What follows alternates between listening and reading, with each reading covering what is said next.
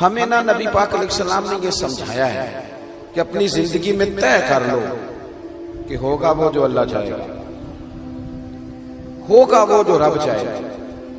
ہم نا بہت زیادہ پریشان۔ مجھے ایک بات بتائیں، آپ اتنے سارے لوگوں کو آج کل کالا جادو ہے، اتنے سارے لوگوں سے فلانا جلتا ہے، اتنے سارے لوگ ہیں جن سے محلے والے حسد کرتے ہیں، اتنے سارے لوگ ہیں جو کہتے ہیں جی بس رشتہ دار لے گئے، اور خواتین میں تو یہ مسئلہ اللہ ماشاءاللہ بہت ہی زیادہ ہے۔ وہ کہتی ہیں فلانی نے جادو کر دیا تو تباہی ہو گئی۔ میں کئی دفعہ سوچتا ہوں کہ یہ بتائیں یہ ہو سکتا صحیح ہے؟ میری طرف دیکھو، یہ ہو سکتا ہے رزق میرے حصے کا ہو چلا پڑوسیوں کے گھر جائے؟ ہوتا ہے ایسا؟ یہ کس طرح کی بات ہم کرتے ہیں؟ جادو کے اثرات ہوتے ہیں، لیکن اتنا زیادہ اپنے آپ کو کمزور کر بیٹھنا، ہر وقت سانپوں سے ڈرنے والا رسیوں سے بھی ڈرنے لگ جائے، کچی اور کمزور باتیں کرنا، اور کئی دفعہ ایسے غلط رستے اختیار کرنا جو بالکل مسلمان کو زیبا نہیں۔ یہ حدیث پاک دل کی تختی پہ لکھ لینا۔ حضرت عبداللہ ابن عباس رضی اللہ تعالیٰ عنہ فرماتے ہیں میرے رسول پاک علیہ السلام نے مجھے دو باتیں ارشاد فرمائی اور فرمایا عبداللہ ان کو تھام لینا، زندگی تمہاری مضبوط ہو جائے گی۔ یہ دیکھو یہ چیزیں سکون والی ہیں۔ حضور نے فرمایا عبداللہ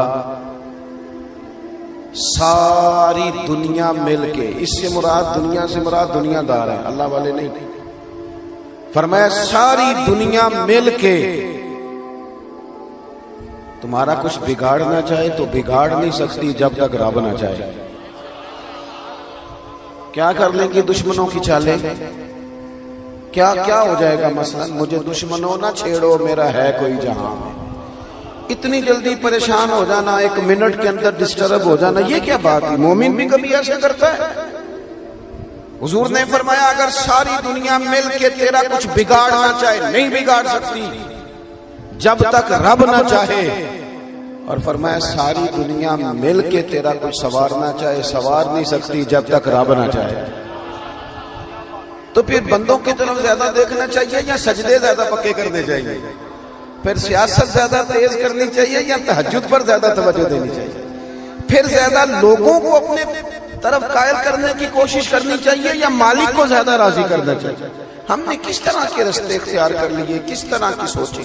توکل والی زندگی سکون والی، توکل والی زندگی سکون والی۔ بے صبری بے سکونی کو کہتے ہیں، گھبرا جانا، پریشان ہو جانا، کنفیوز ہو جانا، کبھی کوئی فیصلہ ہی نہ کر سکنا، سویرے کچھ کہنا، شام کو کچھ کہنا، رات کو کچھ کہنا، یہ بے سکونی والی زندگی ہے۔ رسول پاک صلی اللہ علیہ وسلم نے مضبوط باتیں بیان کی، مضبوط۔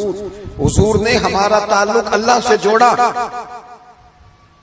ہمیں حکم دیا کہ سویرے تم نے نا محنت کے لیے نکلنا ہے، لیکن ٹینشن نہیں لینی، محنت کرنی ہے۔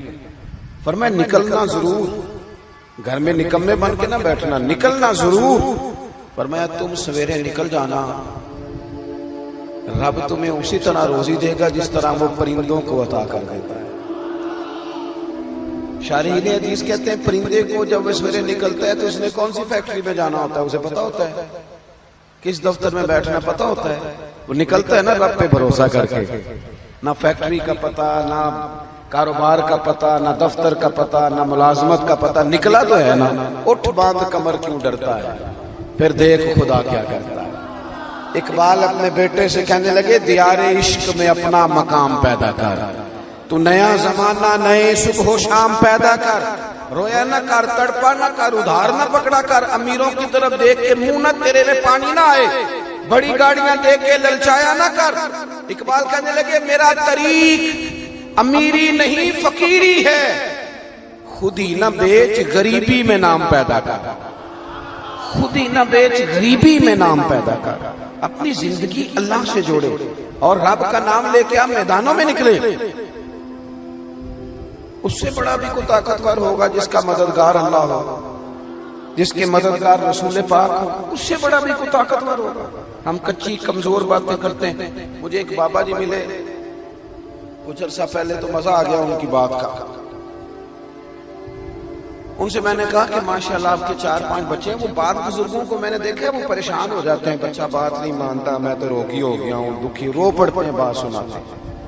ایک بزرگ مجھے ملے دیسی سے سادے سے، میں کہا بابا جی خیر ہے بال بچے دی سناؤ کچھ تابے داری کرتے نے؟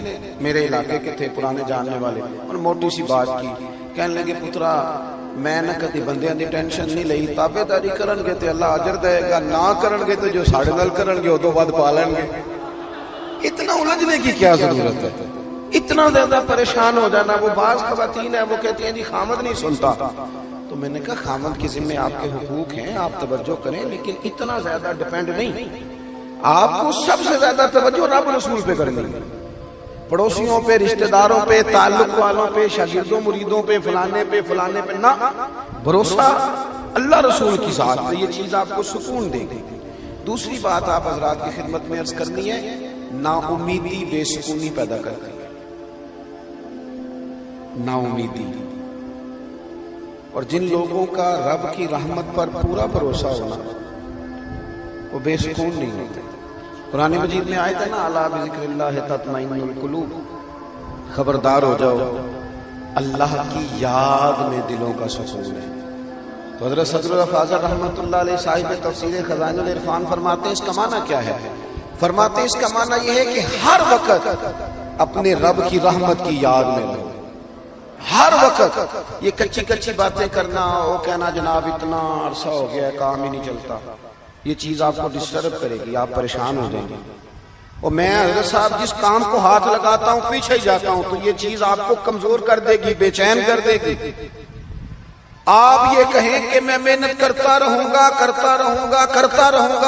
انشاءاللہ میرا رب مجھے کامیابیاں عطا فرمائے گا۔ ہر وقت اگر کمزور باتیں، ایک بندہ بیمار ہے، وہ ہمارے یہاں کچھ لوگ تیمارداری بھی کرنے جاتے ہیں تو وہ ذرا ڈبل بیمار کر آتے ہیں۔ ایک تو وہ جاتے ہی سب سے پہلے کہتے ہیں اوہو تسی تو بڑے کمزور ہو گئے، چلے وہ بیچارہ پہلے بیمار تھا اور حال خراب کر دیا۔ پھر دوسرا جو بھی تیمارداری کرنے جاتا ہے، ناراض تو نہیں ہو جائیں گے آپ لوگ؟ چلو میں ویسے بھی کدوں تہاڈی پہ گل کرنا، میں تے ہورے کی دی پہ کرنا۔ کچھ لوگ جاتے ہیں نا تیمارداری کرنے تو ایک نسخہ بھی ساتھ لے کے جاتے ہیں زبردستی، کہتے ہیں میں کھاتا سی مینوں آرام آیا سی تم ہی کھا، اور کچھ تو بنا کے لے آتے ہیں، اور کئی تو ایسے ہوتے کہتے ہیں لاؤ پانی کے گلاس ایک خوراک کھاؤ میرے سامنے۔ او بھائی آپ مہربانی کریں، آپ جب تک کسی شعبے کے اندر مہارت نہیں رکھتے اتنی دیر تک آپ اس طرح کے کام نہ کریں۔ آپ کبھی ڈاکٹر کے پاس دوائی لینے جاتے ہیں تو وہ سب سے پہلے نا ایک کونے پہ لکھتا ہے کہ آپ کو شوگر تو نہیں، آپ کو بلڈ پریشر تو نہیں، پھر وہ دیکھتا ہے کہ آپ کسی اور مرض میں مبتلا تو نہیں، اس حساب سے وہ نسخہ بناتا ہے تاکہ کسی جگہ کوئی چیز ایسا اثر نہ ڈال جائے جو تکلیف کا باعث۔ اور جو نسخہ لے کے آیا اس نے کوئی شے بھی نہیں پوچھی، وہ بس یہی بتایا جاتا ہے کہ میں نے کھایا تھا۔ تو اللہ کے رسول صلی اللہ علیہ وسلم کا طریقہ یہ تھا کہ جو بندہ پوری طرح کمزور پڑ جاتا نا، حضور جب جاتے نا تیمارداری کرنے، تو بس تیری ایک نظر کا